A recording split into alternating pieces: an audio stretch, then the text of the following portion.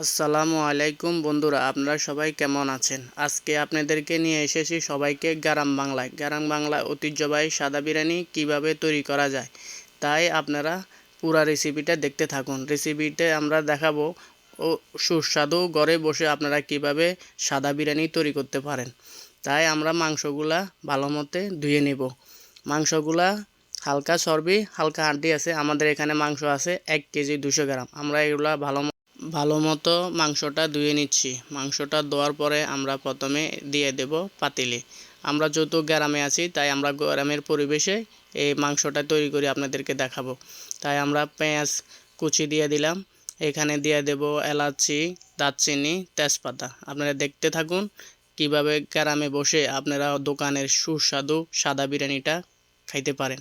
তাই আপনাদের রেসিপিটা ফলো করলে আপনারা ঘরে বসে চটকাট এই বিরিয়ানিটা তৈরি করতে পারবেন। আমরা এখানে লাল মরিচ ব্যবহার করব না, তাই আমরা দিয়ে দিচ্ছি কাঁচা মরিচের পরিমাণ একটু বেশি। তাই আমরা এখানে মাংস অনুযায়ী দিয়ে দিচ্ছি আদা রসুন গরু মাংসতে সমান সমানে লাগে, তাই আমরা আদা রসুন দিয়ে দিলাম। এরপরে একটুখানি হলুদ দিয়ে দিচ্ছি অনন্য এক কালার বা স্বাদের জন্য।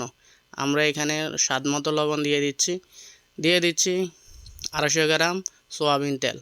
250 গ্রাম সয়াবিন তেল দেওয়ার পরে এখানে আমরা একটা রাঁধুনি মশলা ইউজ করব। রাঁধুনি মশলাটা গরম মশলাটা দিলেই হবে, আমরা আর কিছু মশলা এখানে অ্যাড করব না। আমরা পরে দেখাবো কিভাবে আমরা আর কি জিনিস দিতেছি, এত সুস্বাদু আমাদের বিরিয়ানি কেন হয়, তাই আমরা দেখাইতেছি। এটা ভালো মতো মাখানোর পরে আমরা দিয়ে দেব চুলাতে। গ্রামের পরিবেশ, মাটির চুলায় রান্না হইতেছে, তাই আমরা দিয়ে দিলাম চুলাতে মাংসটা ভালো মতো কষানি চলতেছে, আপনারা দেখতে থাকুন। কষানির পরে আমরা মাংসটা যখন 60% হয়ে যাবে তখন আপনারা চালগুলা ভিজায় রাখবেন। চালগুলা ভেজানোর পর আমরা এখন এটা মাংসতে দিয়ে দেব, যেহেতু এটা মিক্স বিরিয়ানি হবে। তাই মাংসতে দেওয়ার পর আমরা এটা ভালো করে লাড়ে চাড়িয়ে নেব।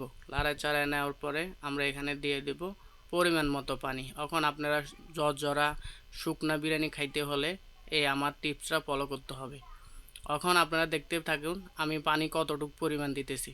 বিরিয়ানিটা রান্নার জন্য ঝরঝরা করার জন্য আপনারা চাউলের 2 কর আঙ্গুলের 2 কর উপরে পানি দিবেন, আর তাহলে দেখবেন বিরিয়ানিটা একদম পারফেক্টভাবে হয়ে গেছে এবং কি খাইতে সুস্বাদু ঝরঝরা হয়েছে।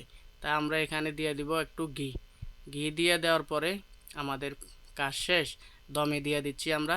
দমে চলতেছে এখন। দমে দেখছেন মাশাআল্লাহ কালার, মাশাআল্লাহ আমাদের বিরিয়ানিটা একদম পারফেক্টভাবে রেডি হয়ে গেছে। এখন শুধু আমরা পরিবেশনের সময়। তাই আপনারা দেখতে থাকুন। আমি যে রেসিপি বলছি আপনারা যদি বাসায় বসে একবার এটা ট্রাই করেন, আপনারা মাশাআল্লাহ বিরিয়ানি অনেক ভালো হয়েছে।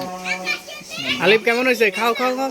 ভালো অনেক টেস্ট হয়েছে বিরিয়ানি। Thank you.